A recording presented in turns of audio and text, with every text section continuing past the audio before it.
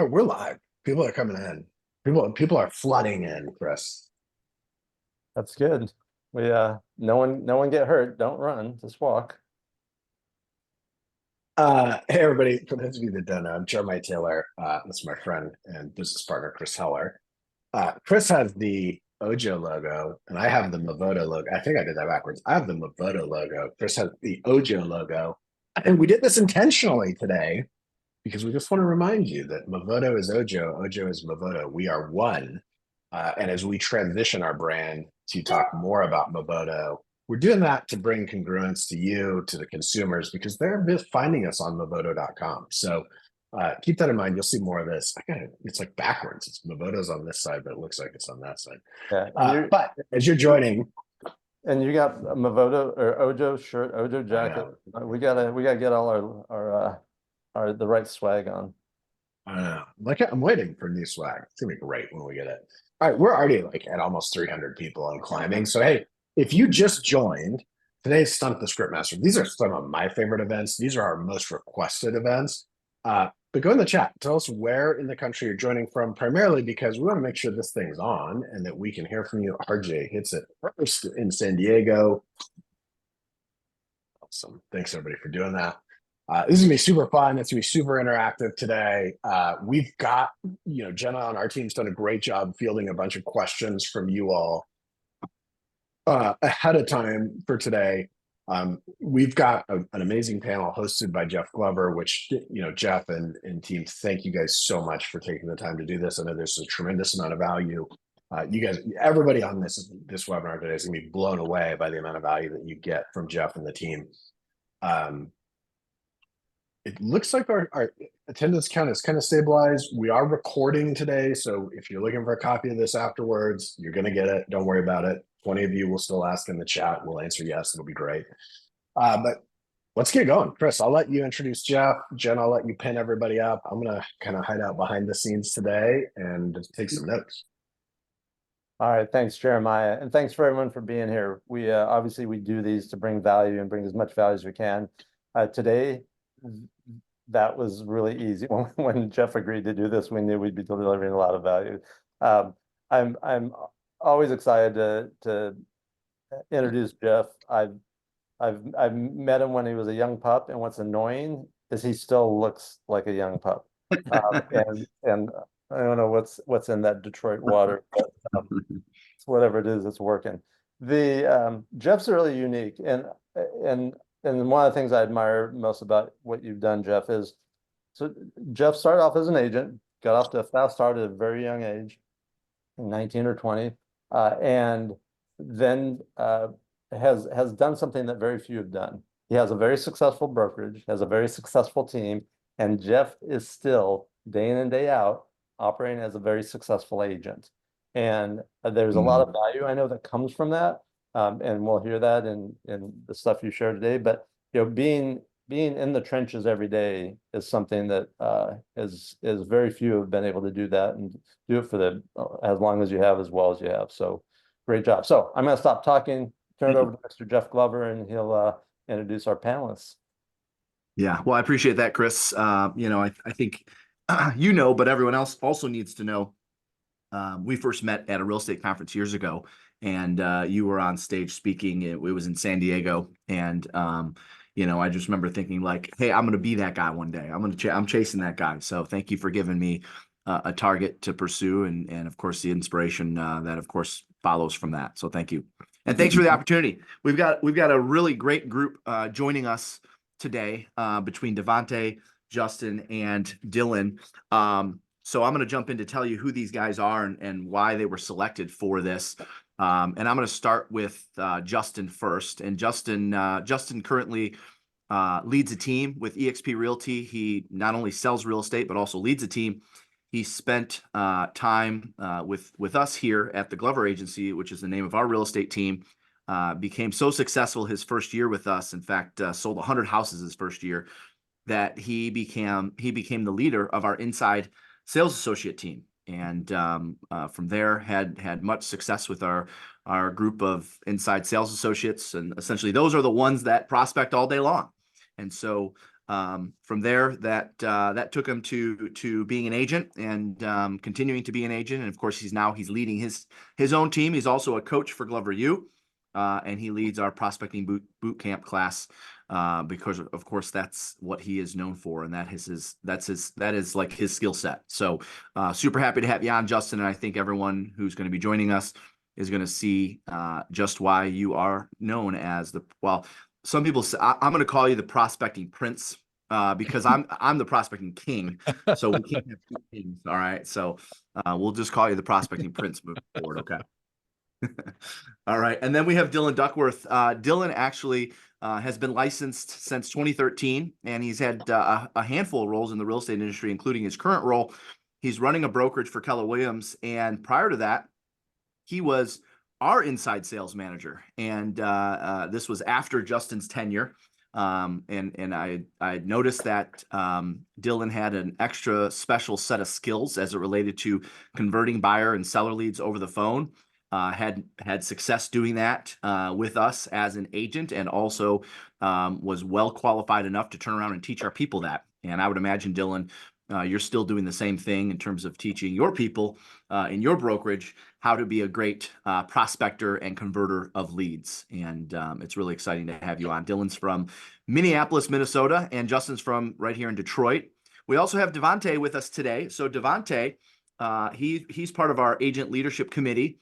And he is especially known for developing a lot of our newer agents that get into the business. They go to Devontae because they see the success that he's having on the phone. This year, he'll sell close to 100 homes, if not 100 houses, and does it almost all of his sources of business are through the phones and from prospecting and converting leads. So Devontae is located in Detroit, Michigan, and he's a part of the Glover agency. And aside from selling a boatload of homes, he's also a really good dude and a very consummate professional as it relates to mastering scripts and dialogues, which of course is one of the reasons why he was chosen as well. So you guys have a really great dynamic group in terms of years of experience. By the way, Devontae's been at it for 8 years, and all of them have a ton of experience specifically on the phones dealing with exactly what you're dealing with. And my guess for this is, because I'm the host, so the host is really just supposed to lead. Because these three are so skilled and so qualified, I'm probably not going to have to step in and help them out much. And there might be one or two nuggets or things that I throw in there, or one or two adjustments or tweaks. And that's just kind of the coach in me. By the way, I'm sorry, I should have mentioned Dylan is also a Glover U coach. So forgive me for not mentioning that. Sorry, Dylan. But anyways, the coach in me is probably going to step in a few times and add some little tweaks here and there as they go. And I wouldn't be doing my job if I didn't do that. So let's go ahead and jump in. You guys ready? Awesome. All right, cool. By the way, when you guys are chatting, I notice a lot of the chats happening. Change your setting to everyone, not just panelists. You want everyone in the group to be able to see who you are and where you're from. So a lot of you were chatting, in there. When you chat, change the setting to everyone, not just hosts and panelists. That way everyone can see your comments and everyone can see your questions. So we're going to start with the first one. We are hearing this a lot right now, so this would be no surprise. And that is that interest rates are way too high. And I will be serious about buying again once they come back down. Who wants to lead us off? I can take it, Jeff. Let's hear it. Jeff, I can appreciate you saying that interest rates are too high. And I'm curious, Jeff, are you more, do you care more about the amount you pay per month or the actual interest rate you get? Well, certainly I want to be mindful of what I'm paying per month, but also, I don't want to overpay for an interest rate, especially if they're going to come down. Right, absolutely. And the thing is, we don't know if they're going to come down or not. Jeff, what I like to do is have my lender give you a call. There's no obligation to get your credit ran or anything like that. It's just going to arm you with more information to make an educated decision in this market. Does that sound fair? I think I would be open to that. And, I definitely want to get another opinion before I do. So if that's all right, I'm going to ask somebody else also. Thank you, Devontae. I'm going to say the same thing. Interest rates are too high. I want to wait for them to come down. Who wants to take that? Give us additional scripts on that one. I'll go for that. Let's do it. So, Jeff, I understand your concern about interest rates, and at the same time, market predictions are still uncertain. And so Yeah. waiting could mean missing out on finding your perfect home. You don't want to miss out on that opportunity, do you? Well, I mean, I don't know what you mean by perfect home. I mean, I guess I don't want to miss out on the perfect home. That's right. But I also don't want to pay a 7% interest rate. I totally understand. And when you're thinking about that perfect home, what are some of those specific features that you're looking for? Well, I want that white picket fence and new vinyl windows. I mean, those are two things that are real important to me. And if ultimately it meant that I could find you that white picket fence and those windows, would you decide to hire me and ultimately submit an offer on that home today if we found it for you? Well, see, the thing is that I don't want to pay the interest rate though, so I don't know if I'd be in a position to write an offer right now. I mean, I'll go look at houses with you, but I'm not sure that I'm ready to make an offer right now. And are you aware of the different mortgage options out there, the different financing options out there that could help you to lower your monthly payment, even if you were paying that 7.4 interest rate today? Hmm. No, I didn't know that there were other options to get the payment lower. Well, that's exactly why I want to meet with you so that we can not only discuss what your perfect home looks like, but also some strategies that we can implement to keep your interest rate and your monthly payment at that perfect level. How does that sound? Well, now that you mentioned that, that sounds pretty good because I want to know about how I can lower my payment even if I'm going to be stuck paying this high rate. Very good. I'll be free tonight at 5 or tomorrow at 6. Which works better, Jeff? Let's do tomorrow at 6. Thank you. All right, I've got one, but Justin, I want to give you a shot at this one too. Go ahead. Yep. Hey, Jeff, I can appreciate that you don't want to pay a high interest rate right now, but let me ask you this question, Jeff.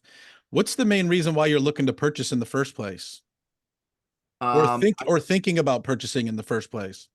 Yeah, I just want to downsize.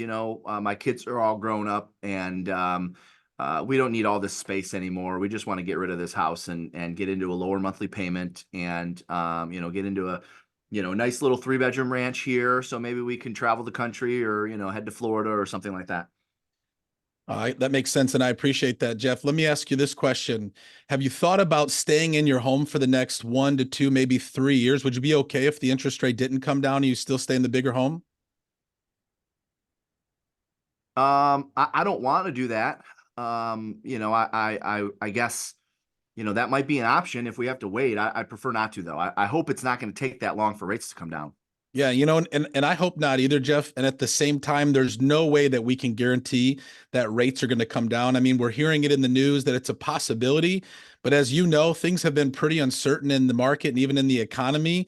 And, at any given time, something could happen to cause rates to go even higher. Now, you wouldn't want to wait and have rates go even higher, Jeff, would you? I was thinking they were going to be coming down. I didn't know that there's a possibility they could still go up. Yeah, there's always a possibility. And have you thought about how waiting could actually affect the price that you pay for a home if you wait until interest rates come down? I had not thought about that. No. Well, what I mean by that, Jeff, is let's just say that interest rates come down in the next 3 months. How many people do you think are sitting on the sidelines like you, waiting for interest rates to come down? Probably a lot. Yeah, probably quite a few. And right now, inventory is currently low. Doesn't mean that inventory is not going to go up, but let's just say inventory stays about where it is and interest rates come down. Would you rather go out and find a house where maybe you can get a deal on it, even though you're paying a little bit higher of an interest rate than where you want to be, rather than waiting 3 months and having to compete and potentially pay over asking price in a multiple offer situation and actually have to bring cash to closing? Which one do you think would make more sense for you, Jeff? Obviously, well, when you put it like that, yeah, it makes more sense to maybe do something now. Because here's the good news, Jeff. You can always refinance your rate. You can never pay less for a home. So if you pay $20,000, $30,000 over asking price, you're stuck with that balance. But if you purchase a property at a 7% rate and you're not having to compete against other people, you can always refinance when the interest rates come down. So which scenario makes better sense for you? Well, I guess let's just go now and I'll look at refinancing. I think it makes sense to just do something now. Sounds good, Jeff. Let's do the right thing and let's get out there and look at some houses. Awesome. That's right. Yeah. I love that, Justin. Great word track, great dialogue, great flow. There's one thing that you could tweak on the way you said it for everyone that wants to write this down. I think Jeremiah just put it in the script. There is one other way to say that dialogue, and I'm not going to go through the whole thing because Justin did a really good job of that. But that is, you can always refinance a mortgage, but you cannot renegotiate a purchase price. And what I think you heard with all of with Devontae, with Dylan, with Justin, is that if you wait and prices go up, but rates come down, how much are you really saving? And Justin, just kind of touched on that a little bit there. One of my favorite lines or dialogues to use with the buyer when they use this one is, what's interesting when they say they want to wait? What's interesting about saying you want to wait until interest rates come down? No, what's that, Jeff? You're the 7th person this week alone that has told me they want to wait until rates come down. And can I tell you why that concerns me? You're the 7th person this week alone that has said they want to wait till rates come down. And can I tell you why that concerns me? No, why is that? Well, if everyone else is waiting for rates to come down, what do you think is going to happen to sales prices when they finally do? Because now all of a sudden, these people want to get out in the market and compete for these same listings for you because interest rates have dropped. Interest rates are dropped, so let's enter. But now you're paying more for a house. So that's just another way of phrasing what Justin said there. So definitely, hopefully you guys got some notes on that one. Great job, you guys. Let's go to the next one. I've already talked to a few realtors out there. I already have an agent. I'm good. Who wants to lead us off? I can go ahead. All right, let's hear it. Hey, Jeff, now, are we still on the buy side or are we on the listing side? We're on the buy side right now. So let's start with buy side and let's do both. One for buy, one for sell. Yep. So we already did buy. So is this sell or is this buy again? No, this will be on the buy side. Start with on the buy side, and then we'll come back and do it. Oh, okay. I see what you're saying. Doing both. Okay. You know what, Jeff? I can totally appreciate that. There's a lot of agents out there to choose from. And so let me ask you this question. How did you happen to pick this agent? Well, I was just, clicking around on Zillow and, I don't know, some internet site I was on. I don't remember the name of it. And I got calls from agents, and this is an agent that reached out. Okay, that sounds great. There's obviously, again, a lot of agents that you can choose from out there. Jeff, are you a first-time home buyer, or is this a second or third home that you're looking to purchase? This will be our second house. Second home. Okay, that's great. And let me ask you this question. Is there any reason why you didn't use the last agent that you purchased this home with? Honestly, it didn't dawn on me that they could help me. I just was clicking around on Movoto, and I got, agents started reaching out to me. Okay. And how did you happen to pick the last agent that you used to actually purchase the home that you're in? Oh gosh, I don't know. I think I met him in like an open house or something. Okay. It sounds like to me they didn't do a good enough job for you to remember to use them this time around. Would that be correct? Well, I mean, we weren't like not happy with them. I guess I just didn't think that it was going to move that fast. And so I really didn't think about going back to them. Well, the reason I ask you that question, Jeff, is because who you work with matters. Wouldn't you say that's a correct statement? Oh, yeah. And at the end of the day, I'm sure this next time around that you purchase a home, you'd want to work with an agent that creates a memorable experience and actually gets the job done for you in such a way that you never have to go look for another agent. Correct? That would be ideal. Yeah. And so again, there's a lot of agents that you can choose from out there, Jeff. My team and I specialize in working with buyers like yourself. And we have a full process on how we work with buyers. We have an incredible 5-star experience that we give all of our buyers that we work with. If there was a way that I could show you what we do to help buyers like yourself to get out there and really make sense of what it is you're looking to accomplish, what would stop you from at least wanting to meet with me for 15 or 20 minutes on Zoom or in person to hear what I have to say? I mean, I don't think I have any hesitation to that. So yeah, I'd be open to that. Great, Jeff, because I'd love to be able to, create an experience for you and build a relationship with you, not just have you clicking around looking for agents online. Sound good? That sounds perfect. Great. All right. Nice job, Justin. Devontae or Dylan, who wants to take that one? We've already talked to a few different realtors. I'm good. I've already got an agent. I can take it. Go for it. Okay, cool. I can certainly appreciate that. And most consumers like yourself already do have an agent. I mean, for God's sake, even my sister's a licensed realtor, so it makes for some awkward conversations. And I'm curious, Jeff, if there's a way I can get you access to properties before they even hit the market, I mean, would that even be something you'd be interested in? How do you do that? Right, absolutely. And I'm glad you asked the question. It only takes me 10 to 15 minutes to show you. Would you have some time to meet on Zoom or either in person on Friday at 5 or tomorrow at 3. Okay. Well, yeah, no, let's talk because I need to find out about listings before they come on the market. That's going to give me an unfair advantage. Right, absolutely it will, and definitely one that's highly competitive market. So let's get together, talk tomorrow at 3 o'clock. Okay, that sounds good. So I saw some things in the chat, and yes, it would be wise to add at some point, whether it's at the beginning, the middle, the end, somewhere in your dialogue. You know, I'm assuming we're talking because you don't have a contract with an agent. Is that right? So it's somewhere in there, right? I saw some of that in the chat. Yeah, I'm assuming we're talking because you don't have a contract with an agent. Is that right? Real simple way to get that one liner out there. I'm assuming we're talking today because you don't have a contract with an agent. Is that right? And 9 times out of 10, they're going to say that's right. Now, on the reverse of that, when they say, if you want to open with that, for anyone that's concerned about, you know, and say, no, I don't want to wait till the middle, I want to open with that. You would just, because by the way, a lot of consumers will tell agents that they already, and I appreciate what Devontae and Justin did here, because a lot of consumers, you understand, they're going to tell us agents that they already have an agent to get us to back off. It's kind of like just how we practice role play dialogues and scripts. I'm convinced all of our buyers get together and they practice their role play and dialogues and scripts. And they have their own set of scripts to compete against us. One of them is we already have an agent. They know when they tell realtors that they already have an agent that will back off. So if you want to add one little simple line to that when you hear it, oh, I'm assuming you don't have a contract with that agent. Otherwise, we probably wouldn't be talking today. Is that right? And at that point, having an agent and having a contract with an agent are two different things. Everyone's got an agent, right? You can even add another dialogue that says almost everyone does by the time they reach out to us. Everyone's got an agent. That doesn't mean that they have a contract with an agent. I would bet in 21 years of doing this, thousands of homes sold, I would bet maybe 2 to 3% of every single buyer that said that they have an agent has a contract with that agent.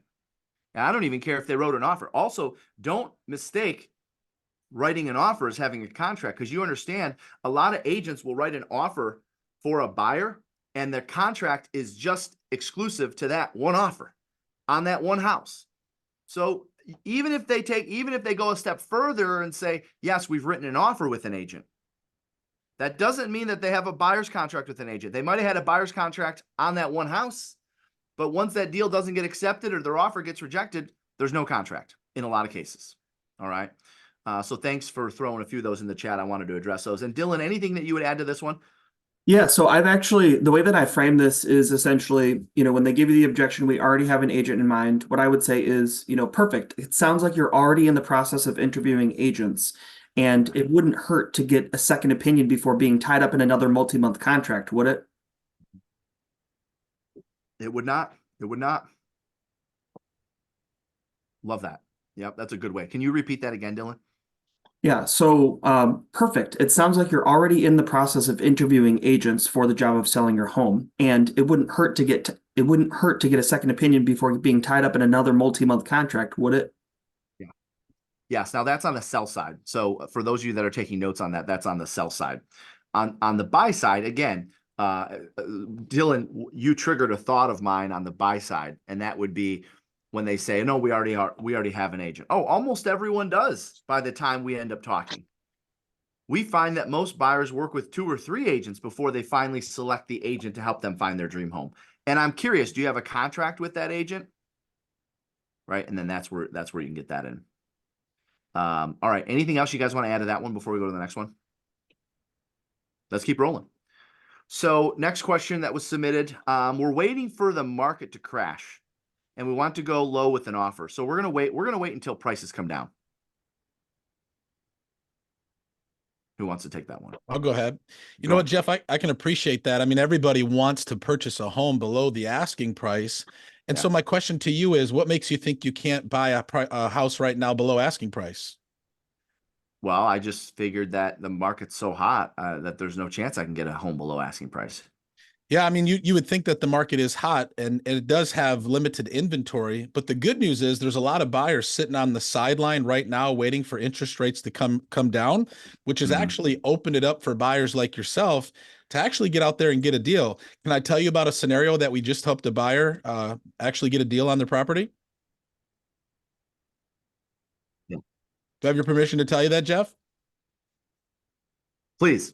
Absolutely. And so we were actually just out showing homes to one of our buyers. We actually was able to get an offer accepted $15,000 below asking price, and the appraisal came in $50,000 above where the listing price was. And so even though we only got them $15,000 below asking price on the offer, the appraisal came in higher. So they're instantly going to start with, $65,000 in equity. And so if there was a way, Yeah. Jeff, that we could get you out there right now and potentially get you a deal on a property so you can have some equity right at the time of closing, what would stop you from at least wanting to meet with me to hear more about that? I don't think anything would stop me, when you frame it that way. That makes a lot of sense. Great. Why don't we set up a 15 to 20-minute Zoom? We'll go over some opportunities that may be out there, learn a little bit more about what you're looking to accomplish, and then let's put a plan together to get you out there before the spring market rush. How does that sound? That sounds great. Let's do it. Great. Devontae or Dylan, we're waiting for the market to crash and prices to come down. I can take this one. Please. So, Jeff, it's understandable you want to find the best deal, but market timing is tricky and unpredictable. So let me ask you a question. Is it more important for you to find your dream home, or is it more important for you to get a discount on that home? Well, I would say dream home at a good price. Absolutely. So let's focus on finding a home that meets your needs and negotiate aggressively on your behalf so that you feel confident in your investment, regardless of the market fluctuations, because that's ultimately what you want, isn't it? Yeah, that sounds good to me, I guess. Great. Let's go ahead and meet tonight at 5 or tomorrow at 6. Which works better, Jeff? All right, nice job. Let's do tomorrow. All right, cool. Devontae, you want to add anything to that one? Waiting for prices to come down. This is on the buy side. Absolutely. And Jeff, thanks for bringing that up. And I'm curious, what exactly does a market crash look like to you? Oh, I love that one. That's a good one.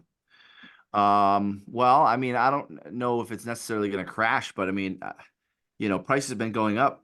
It seems like every single month over the last 5 years. So, I just don't want to buy at a time when it seems like we're at our peak. Right, absolutely, Jeff. And a lot of buyers feel just like you. I mean, that's a great mindset to have as a buyer in today's market. And I'm curious, Jeff, if we can find your home in the next 30 days at a price that you're comfortable with, what would stop you from getting together and putting a plan together for that? I guess nothing. I'd be open to that. Okay, great. So here's what we do. Let's get together tomorrow around 3 o'clock, and then I'll call you back beforehand to make sure that still works for you. Fair enough? That sounds good. Let's do that. Awesome. Great job, you guys. Let's keep going. So what about buyers who have maybe gotten their offers rejected? They've been sitting in your CRM for years. How do we re-engage them? Maybe they were a little depressed because they got a couple offers rejected and now they've got to pay higher interest rates. How do we re-engage buyers who maybe had given up? I can take that one. Please. So normally really quick, I just say, hey, Jeff, you haven't given up on your home search, have you? Well, no, I haven't. I mean, I haven't totally thrown in the towel. Right. Absolutely, Jeff. And I'm just curious, what has you on the fence right now? I know a few weeks ago, we're out looking for homes. What slowed you down there? Well, I mean, I just talked to my lender yesterday. He said rates went up again. And, it still seems like it's pretty competitive out there. Right. Absolutely. And it is still pretty competitive. Jeff, what I want to do is actually show you our buyer, how can I say this word? Buyer power guarantee, which is also ultimately going to, show you how you can get a home in today's market in this competitive landscape. Buying power guarantee, huh? Yep. Okay. So what will that do for me? So ultimately, it's going to give you all the tips, tricks, and strategies to get your offer accepted in today's market. I know you've lost out on a couple, And once Yep. we sit down for 10 to 15 minutes to discuss that plan, you're pretty much going to be armed on what you need to do to get an offer accepted in today's market. Because ultimately, that's what you want, right? Yeah, no, that's exactly what I want. Cool. Awesome. Let's get together tomorrow 3. Love that. Yeah. So what Devontae's referring to is a buying power checklist.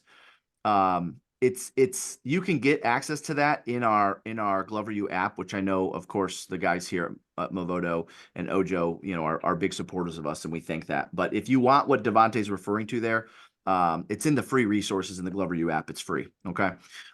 Next, or Devontae, or I'm sorry, Dylan or Justin, do you want to add anything to that? I loved what Devontae said. That's the same thing that I use. It's just a simple phrase. Did you decide to give up on X? Did Yeah. you decide to give up on that white picket fence? Or did you decide to give up on, those vinyl windows? Yeah. Yeah. Awesome. Awesome. Justin, anything you'd add to that one? Buyers that you're re-engaging with that are depressed about, not getting their offer accepted and just kind of saying they want to put things on hold. Yeah, I think like Dylan and Devontae said, is reigniting their motivation, bringing it back to the surface to see, is what they were looking to accomplish still important to them? Yeah. And if not, are they willing? Because we know that, hey, if they're discouraged in today's market, it's unless the market drastically changes, it's going to be a while. So again, asking them, are you okay with not, downsizing for the next 1 to 2 to possibly 3 years? Are you okay with staying put where you are right now? If there was something that we could do to ensure we could help you, get your offer accepted, would you be open to hearing more about that? Yeah. So almost doing a little bit of like a takeaway, like, hey, are you cool with giving up on your plans and staying put for a while or whatever? Yeah. Yep. All right, good. One of the questions that we have in the chat is, or that was submitted, how do you build rapport with an internet lead in the first few seconds of the phone call? So, obviously lead comes in and we're trying as quickly as we can to set an appointment or find out their goals or find out their plans. How are we building rapport as fast as you can in that first phone call with them? I would say it's making sure that you're asking the right questions. Obviously, if they're getting a call from me, they're probably getting a call from Devontae, Dylan, and Jeff all at the same time. And so, for number one, it's speed to lead. And so when you get them on the phone, I think it's important to ask them, what their motivation is. Maybe they just want to see the house. And Jeff, I know we've taught on this and we've changed it a little bit from years past where, before it was like, hey, we need a pre-approval letter to get you out to see the house, and maybe somebody is just looking for an agent to get them out to see a home. Maybe you're the first one to get them out there. And so one of the questions we ask is, hey, did you have any questions specifically about this home, or do you want to get out and see it right away? And say, if they say, hey, if they say, hey, we want to go out and see it, great. Hey, when do you want to get out and see it? Do you have some time available today? Because now you're meeting their need of wanting to get out there, and then getting out there, obviously agree to show them one home, and from there, build a little bit of rapport in person, schedule your buyer consultation, and hopefully lock them up as a client. Yeah. We follow ALM, which is appointment first, location second, motivation third. When they've got a particular property that they inquired on, go right for the appointment. You can worry about getting the pre-approval and all that stuff later. Okay. You can do that on the second call, or you can do that, the day of the appointment, but just set the appointment once you've got them on the phone. Go right for the appointment. That's the ALM model. Appointment first, location second, motivation third. All right, let me jump back into some more of these here. So the house consumer says, the house I'm interested in has already sold. I'm not interested in any others. How do we respond to that? I would say it's disappointing when a home you love goes off the market. Let's view it as a chance to find an even better match. What did you love about that home that we can prioritize in our search? Yep. Love that. Dylan, I want to add to that along those same lines. Mr. and Mrs. Buyer, in every case where I have, and by the way, this is for when your buyers get offers rejected. Mr. and Mrs. Buyer, in every case that I have a buyer that loses out on what they believe is their dream home, the next time they go to write an offer and it gets accepted, there's something better about that house that they wouldn't have been able to get in that first house. And they're always in a better spot, and they're happy that the first one fell through. The first one, that they lost out on the first one. So know that there's another one right around the corner for you. You just got to trust the process. Okay, great job. Okay, let's see. For an online lead, that has not responded to calls, texts, and emails, how do we effectively generate some buyer-seller curiosity to develop a relationship if they're not responding? Like when do you give up? How many times do you reach out? What does that process look like to get them to respond? I'll hop in here. Mhm. We follow the 3x3x3x3 that we teach here at Glover U. It's you call 3 times, text 3 times, and email 3 times, 3 times a day. And you do that for All 3 within days in 3 a days. row. So you Yep. call, and I'll even add a caveat to that, Jeff. And I actually, when I teach this in prospecting boot camp, I add this into it, and I think it's a great idea. And this is a great tip for anybody here that's obviously calling leads. I call it the double tap, where you call someone the first time. The majority of the time, they're not going to answer. Before you leave a message, hang up and call right back. 60% of the time, they answer on the second call, because we're all inundated with spam calls. And ask yourself this question: how often do you answer the phone on the first call? I rarely do. But if I see someone calling a second time and they're like, Mhm. all right, this isn't a robo dialer, because robo dialers don't double tap. So Yep. I call. If they don't answer, hang up, call back again. If they Yep. don't answer, I send a text, I send an email, and then I do that. Let's say I did that in the morning, I do it midday, and then I do it in the afternoon. And if after following that 3x3x3x3, I just put them into my database and set them up on a drip, and then let my technology drip on them. Yeah, love that. Yeah, the double tap. I love that. That's a great technique. Absolutely will increase your answer rate. Same thing goes when you're prospecting any lead source. Call that call right away, back to back. Love that. Devontae, Dylan, anything you want to add to that? How do we get leads to engage if they're not responding?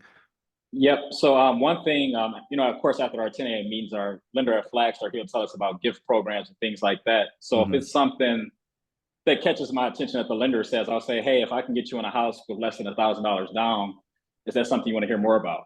Mhm. And then normally they'll say, how can you do that? Or yes. So that's just a way to, get a buyer lead off the fence. Yeah. Okay. So Yeah. taking a different angle and getting a mortgage company or getting your lender involved. All right, Dylan. Good. Anything you want to add to that, Dylan?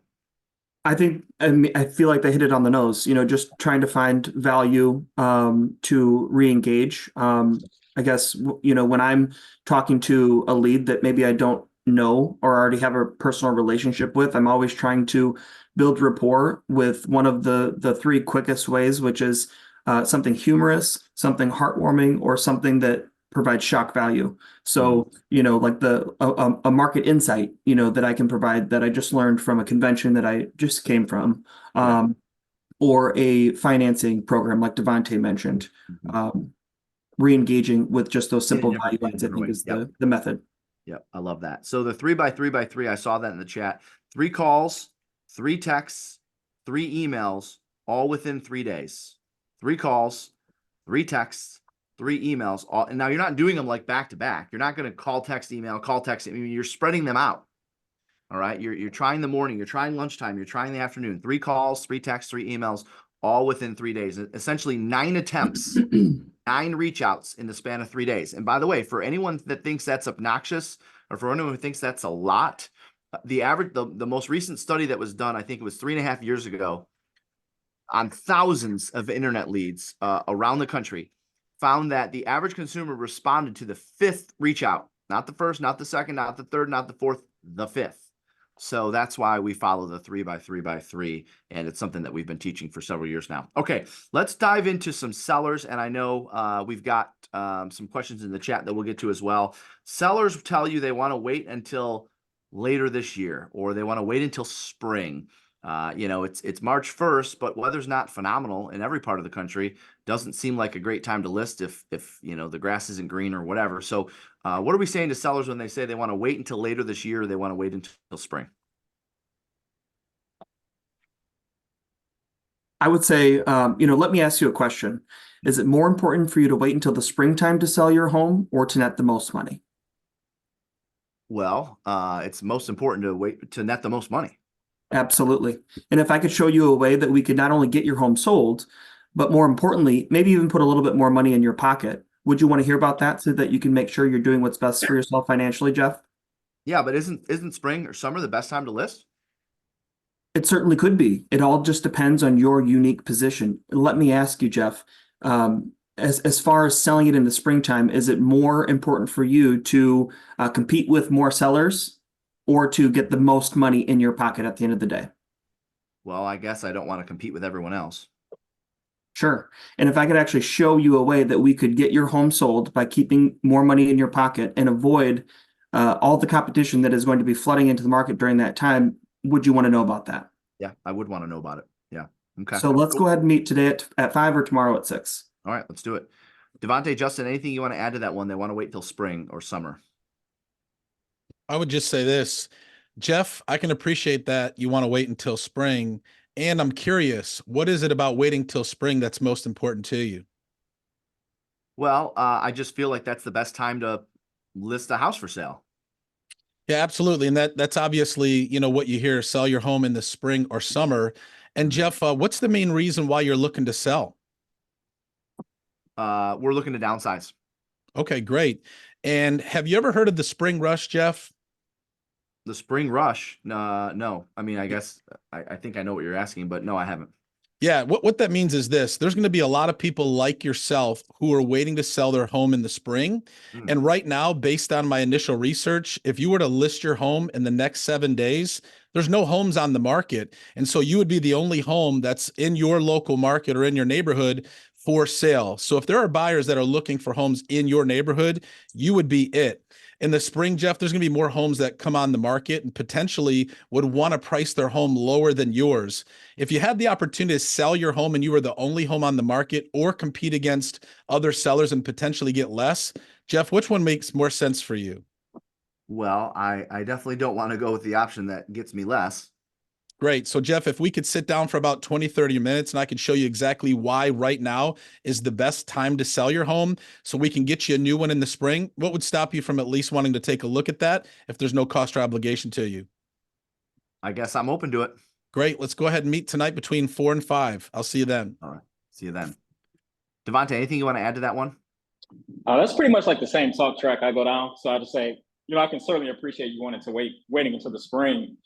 And I've actually talked to about 3 or 4 people today who are saying the same thing. Can I tell you why that concerns me?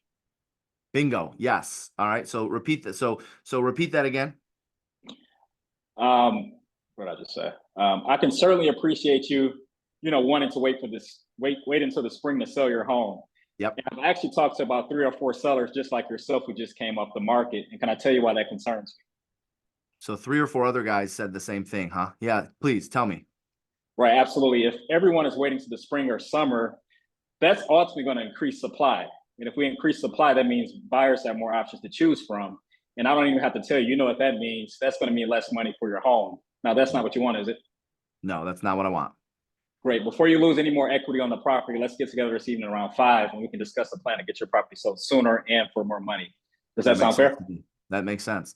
So you're the 3rd or 4th person already today to tell me they want to wait till spring. And can I tell you why that concerns me?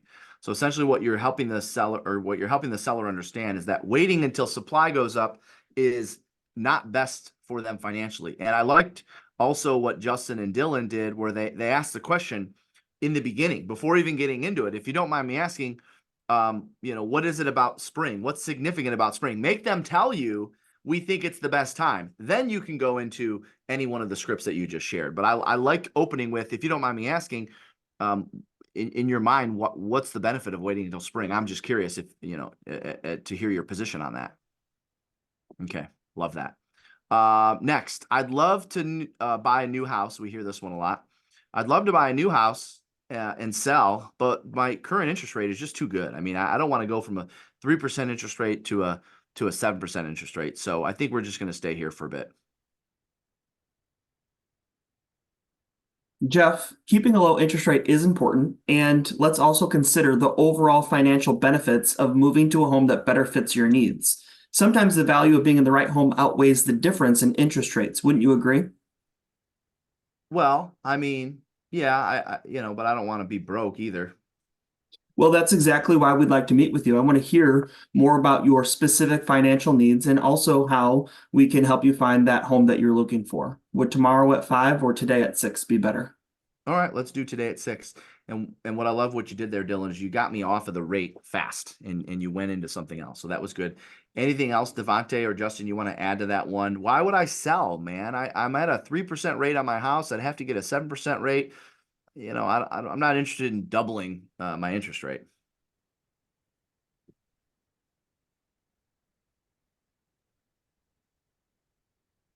I would have to first ask Jeff, what would be the source of the, like, would this be an expired? Would this be a for sale by owner? Would this be an inquiry online? What would be because that's how I would lead into, obviously. Let's say it's a door knock. Let's say let's circle prospecting. Just listed, just sold. You're out circle prospecting. You're working a neighborhood. You're letting everyone in the neighborhood know about the sale, and you're asking them, by the way, when do you plan on moving? And they say, oh, we would never. I'm not interested in a 7% interest rate right now. I got a 3% interest rate. So let's just kind of call it like a cold lead. Okay, great. Hey, you know what, Jeff? I can totally appreciate that. And right now, we're actually seeing many sellers in the area maximizing on taking out their equity before the market actually shifts. Let me ask you this question, Jeff, if you don't mind. How much do you owe on this home, or is it currently paid off? No, I've got a mortgage balance, so 250,000 I owe.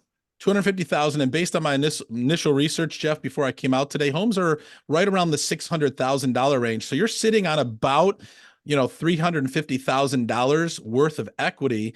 And at the end of the day, Jeff, are you willing to take a chance on potentially losing that equity, or would it make sense to be able to take that equity out and find another home before the market shifts and potentially you lose out on some of that equity? Well, I guess we never know what's going to happen in the market. So, no, I guess I would be open to that. Yeah, you're right, Jeff. And I'm not saying the market's going to go down or up, but I remember back in 2005 when I first got into the industry, I think everybody thought that the market was going to continue going up. And then before we knew it, the market crashed, and everybody that could have taken out their equity, unfortunately, couldn't for about 10 plus years. Now, I'm not a doom and gloom type of agent, Jeff, but we also don't know what's coming up. There's an election coming up. There's a lot of stuff that's going on in the economy. And all the different sellers that I've been meeting with that are asking me my professional opinion on what they should do, I'm letting them know that they might not get another opportunity to cash out on the equity that they've built over the years. And so, Jeff, if I could show you how to get your home sold, but more importantly, find you the right home and help you be able to take advantage of your equity, what would stop you from at least wanting to listen to that at no cost or obligation to you?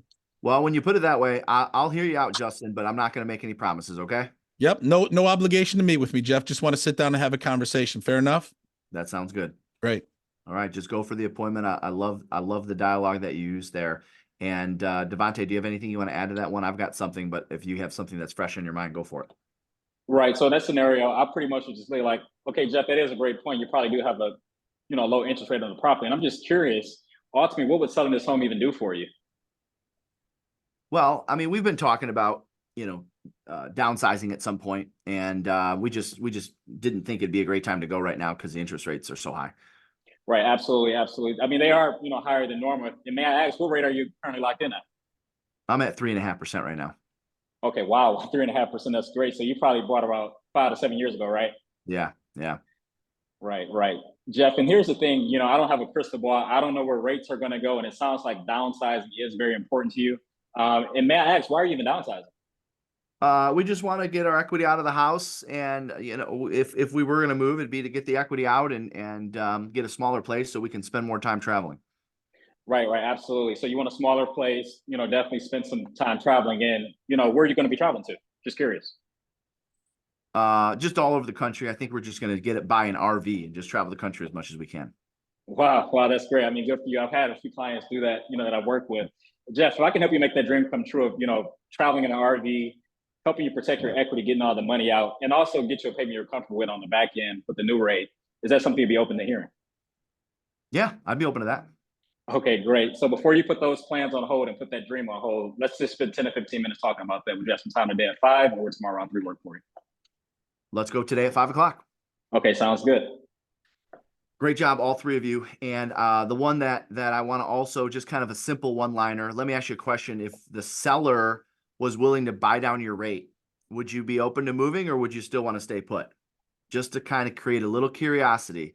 If the seller was willing to help you buy down your rate, would you be open to moving, or would you want to still stay put? Because at that point, you've now eliminated the objection, because it now, and I'm not promising that the seller would even be willing to do that, because we don't know what house they're going to go after.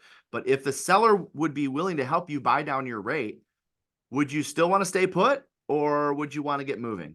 Well, if they'd help me buy down my rate, I definitely would consider it. Okay, so now I just cracked the door open to ask more questions about if they were like kind of what Devontae did. That's what I loved about what Devontae did. He made sure that I had a place to go in mind. Because if I don't have a place to go in mind, then I'm just going to say, all right, good luck to you, and walk to the next door. You know, if they're like, honestly, we hadn't even thought about moving, you know, we're probably just going to die in this house. Why would I continue to ask them questions about whether they would want to buy or sell in this market right now? So what I like what you did there is you went into, okay, let's see if there's any meat on this bone. Let's see if they've even been thinking about it. Well, and of course, in my case, I was thinking about it. Okay. I see we're running up against the top of the hour here. So is there normally like a 5-minute buzzer that you guys jump back in? Because I know that we got a few more left, but Yeah. Keep going. We'll stop you at 5 till because we want to make sure we give space for people to find ways to connect with you. Okay, cool. All right, perfect. Let's see. So let's talk about referrals.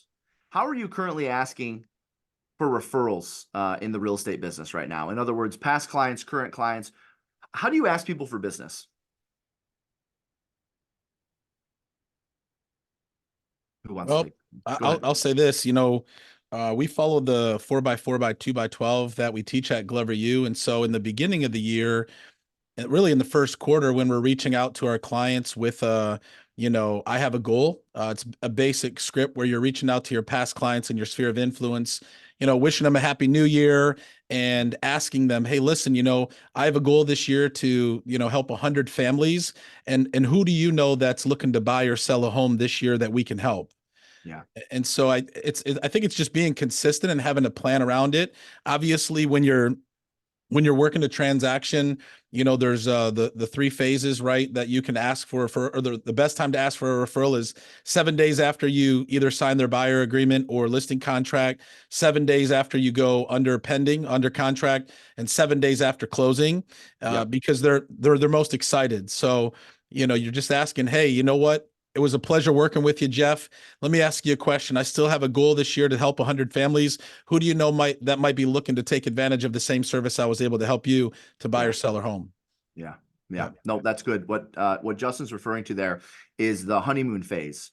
7 days after the listing goes pending, 7 days after, 7 days after you take a listing, 7 days after it goes pending, 7 days after it closes.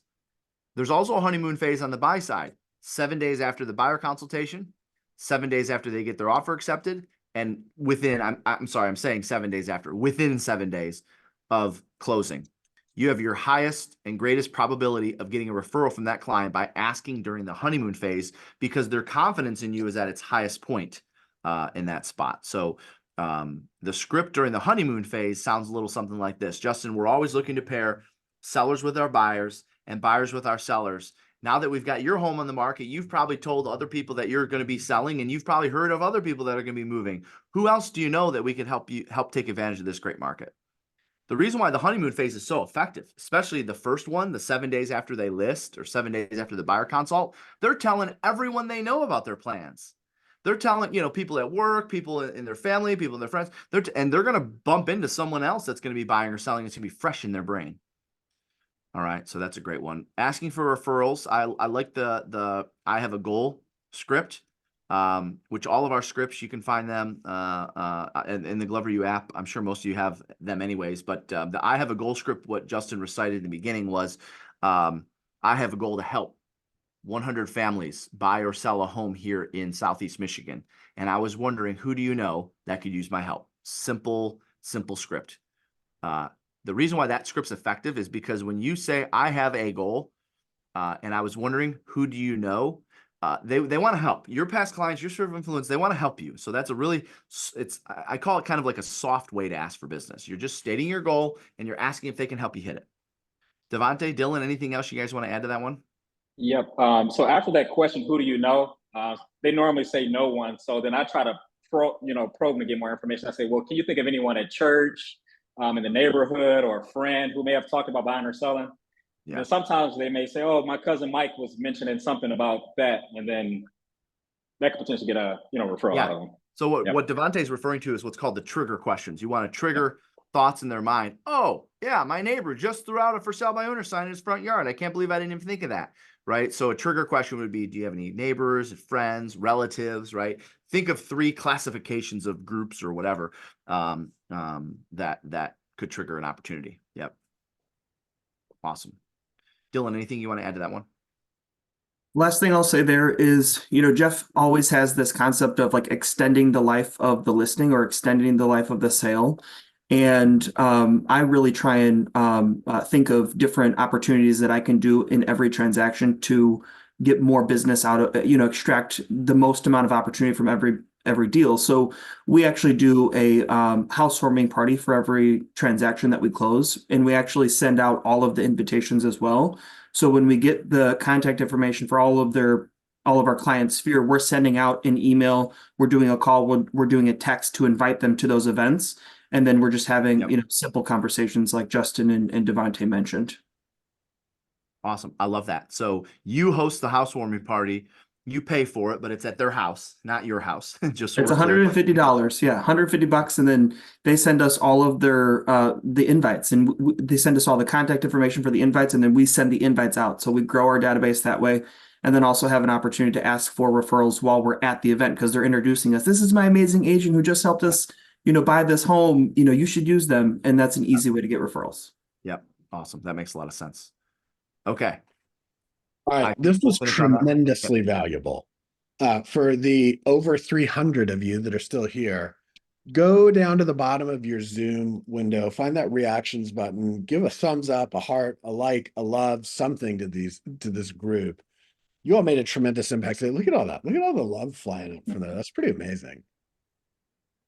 That's great. Really nice work. Now, I know, Jeff, I know this isn't like a one-time thing for you. I think you do like prospecting boot camps, you have coaching opportunities, you have a ton of ways for agents to connect. We're going to email this stuff out, but take a minute and like, I know you don't love doing this, but please plug yourself, tell people how they can connect with you. Yeah. So first things first, 90% of what we do, we give away for free. So I know I kind of mentioned it throughout, but if you don't have the Glover U app, you're missing out on an opportunity to get a bunch of free resources. It's not spam. I mean, heck, yeah, there's, put it this way.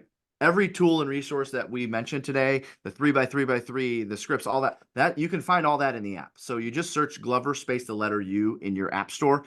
And again, 90% of what we do, we give away. Take advantage of our giveaways. And if you never, sign up for something that costs money, that's cool. I mean, that's why I do what I do. I love what I do, and feel free to take advantage of all the free stuff. And while you're in there, you're going to probably see 2 things that are going to pique your interest.